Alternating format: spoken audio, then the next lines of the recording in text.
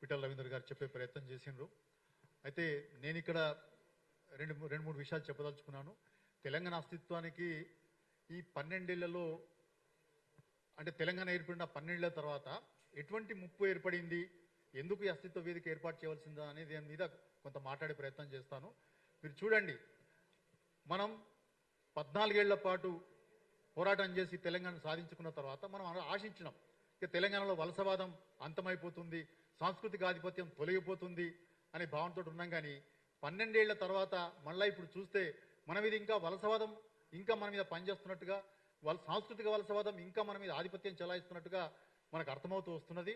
ఉదాహరణకి చూసినప్పుడు ప్రకాష్ గారు చెప్పినట్టు చంద్రబాబు నాయుడు కానీ అటు ఆంధ్ర నాయకులు కానీ మన మీద ఎటువంటి దుర్భాషలు ఆడుతున్నారంటే చాలా మనకు కలత చెందే విధంగా మన మీద వాళ్ళు మన అస్తిత్వం మీద వ్యాఖ్యానాలు చేస్తూ వస్తున్న సంగతి మనం చూస్తున్నాం. అట్లనే మన సాంస్కృతిక ప్రతీకలన్నీ మాయమయ్యే పరిస్థితి వస్తున్నది. రవీంద్ర భారతి మన సాంస్కృతిక కేంద్రం, తెలంగాణ సాంస్కృతిక కేంద్రం, అక్కడ ఎవరైనా విగ్రహాలు ఉంటే మన తెలంగాణ సాంస్కృతిక వైతాళికుల విగ్రహాలు ఉండాలి. కానీ ఏమైంది, జయ జయ హే తెలంగాణ పాడను అన్న వ్యక్తి బాలసుబ్రహ్మణ్యం గారి విగ్రహం మనం ఎంత వ్యతిరేకించినా, తెలంగాణ సమాజం ఎంత వ్యతిరేకించినా ఆ విగ్రహం వచ్చి అక్కడ దిగబడింది. అట్లనే నేను బతుకున్నంత కాలం తెలంగాణను రానివ్వను అని ప్రకటించిన రోషయ్య గారు విగ్రహం లకిడికాపుల్ చౌరస్తాలో ఆయన విగ్రహం వచ్చి చేరింది. ఇక రేపో మాపో అమీర్పేట మైత్రివనంలో ఎన్టీఆర్ విగ్రహం కూడా రాబోయే ప్రమాదం దాపురించింది. తర్వాత మన జనవరులన్నీ దోపిడీకి గురవుతున్నాయి. మనం కట్టుకున్న చెక్ డ్యామ్స్ అన్ని విధ్వంసానికి గురవుతున్నాయి.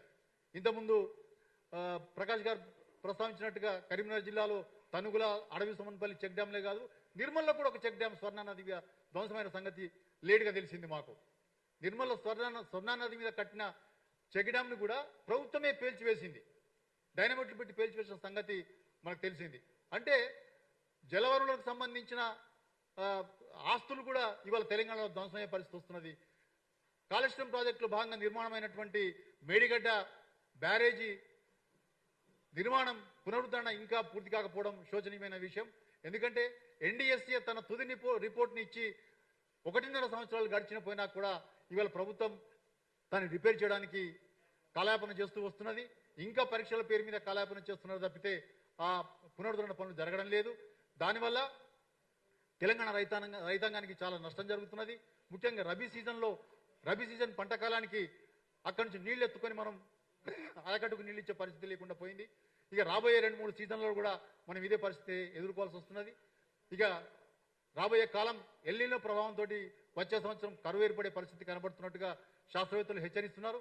ఇటువంటి పరిస్థితులలో మనం మేడిగడ్డ బ్యారేజీని కనుక రిపేర్ చేసుకోకపోతే రాబోయేది చాలా గడ్డు కాలం అనే విషయాన్ని మనం గుర్తించాలి. అట్లనే మైనింగ్ ఇష్టం ఉన్నట్టుగా ఇండిస్క్రిమినేట్గా మైనింగ్ జరుగుతున్నది. ఇసుక మాఫియా మైనింగ్ చేస్తున్నారు, భూముల కబ్జాలు జరుగుతున్నాయి, సుందరీకరణ పేరుతోటి మన ప్రజల ఇళ్లు కూలుస్తున్నారు, వాళ్ళ జీవన అస్తిత్వానికి ప్రమాదకరంగా మారిన పరిస్థితి మనం రాష్ట్రంలో చూస్తున్నాం. సో మనం అస్తిత్వం అంటే కేవలం సాంస్కృతిక అస్తిత్వం మాత్రమే కాదు, మన జీవన విధానం కూడా, మనం బతికే హక్కును కూడా కోల్పోయే పరిస్థితి తెలంగాణలో ఏర్పడినప్పుడు వీటన్నిటిని కూడా పరిగణలోకి తీసుకొని మనం తెలంగాణని సమగ్రంగా ఈ అస్తిత్వాన్ని కాపాడుకునే ప్రయత్నంలో ఒక పౌర సంస్థ అవసరమనే భావనతోటి రాజకీయాలకు అతీతంగా ఎటువంటి రాజకీయ లక్ష్యాలు లేని ఒక పౌర సంస్థ ఇవాళ తెలంగాణలో అవసరం ఉన్నది అనే భావన గత 3-4 నెలలుగా మేము ఎప్పుడైతే ఈ చెక్ డ్యాంల మీద ఫ్యాక్ట్ ఫైండింగ్ కమిటీగా మేము సమీకృతమై పోయే సందర్భంగా మా మధ్య అనేక చర్చలు జరిగినాయి. గత 3-4 నెలలుగా ఈ తెలంగాణ అస్తిత్వ వేదిక ఎట్లా ఏర్పడాలి, దానికి సంబంధించి మన అవగాహన ఏమి ఉండాలనే విషయం మీద చాలా తర్జన చాలా మేధోపరమైన చర్చలు చేసిన తర్వాత ఒక అవగాహన పత్రం రూపొందించుకున్నాం. ఆ అవగాహన పత్రాన్ని కూడా మేము 19వ తేదీ నాడు మేము ప్రకటించబోతున్నాం. మేము ఏదైతే తెలంగాణ అస్తిత్వం పుస్తకం ప్రచురించినామో ఆ పుస్తకంలో వ్యాసాలతో పాటు మన తెలంగాణ అస్తిత్వ వేదిక అవగాహన పత్రం కూడా దాంట్లో పొందుపరిచినాం.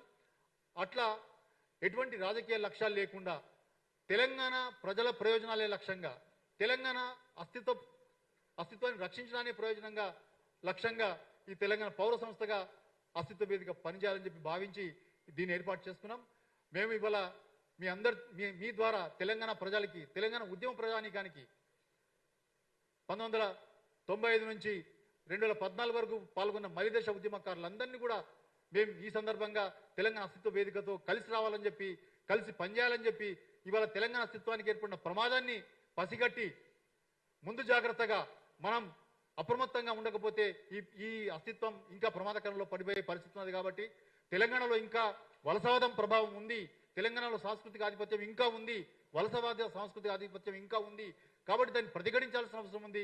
దాని నుంచి మన తెలంగాణ అస్తిత్వాన్ని కాపాడుకోవాల్సిన అవసరం ఉందని గమనించి అందరూ కూడా ఈ ఉద్యమంలో, ఈ తెలంగాణ అస్తిత్వ పరిరక్షణ ఉద్యమంలో కలిసి రావాల్సిందిగా కోరుతున్నాం. సభని విజయవంతం చేయాల్సిందిగా తెలంగాణ ప్రజానికాన్ని, తెలంగాణ పౌర సమాజాన్ని మేము విజ్ఞప్తి చేస్తున్నాం.